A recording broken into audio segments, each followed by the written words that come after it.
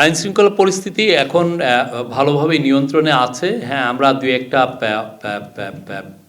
Law and order situation deteriorate হয় এরকম দু একটা ঘটনা আমরা দেখেছি, বাট আমরা মনে করছি বা ইলেকশন কমিশনও মনে করছে যে আইন শৃঙ্খলা পরিস্থিতি এখন যথেষ্ট ভালো আছে।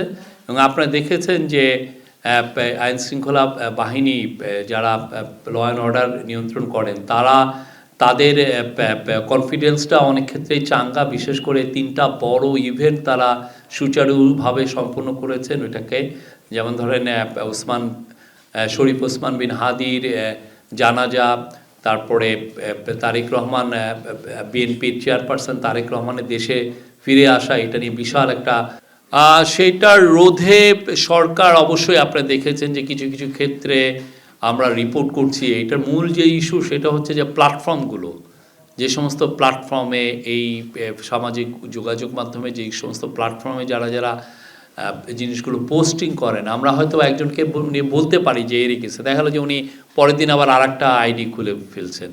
তো এইটাকে রোধের জন্য একটা হচ্ছে যে আমাদের তরফ থেকে চিফ অ্যাডভাইজারের পেজের থেকে আমরা অনেকগুলো যারা যারা মিথ্যা নিউজ দেন আমরা সেগুলো ক্ষেত্রে অ্যালার্ট করি, যারা এগুলো মিথ্যা নিউজের ক্যাম্পেইন করেন সে বিষয়েও অ্যালার্ট করি।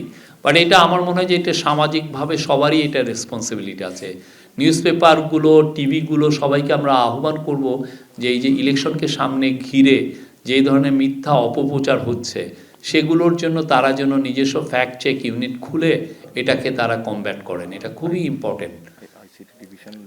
আর আইসিটি রিভিশন এটা নিয়ে কাজ করছে, আমাদের বিটিআরসি কাজ করছে। আমরা বলবো যে একটা সমন্বিত উদ্যোগ আছে। বাট আপনি জানেন কোটি কোটি লোক, 12 কোটি লোক সম্ভবত এখন ফেসবুক ব্যবহার করেন, টিকটক ব্যবহার করেন 6 কোটি লোক। তো এইখানে দুই একটা যখন ভুল হয় আমরা মানে এমন আছে সেটাকে আমরা ইন্টারভেন করতে করতে দেখা যাচ্ছে যে কয়েক ঘন্টা লেগে যায় অনেক ক্ষেত্রে।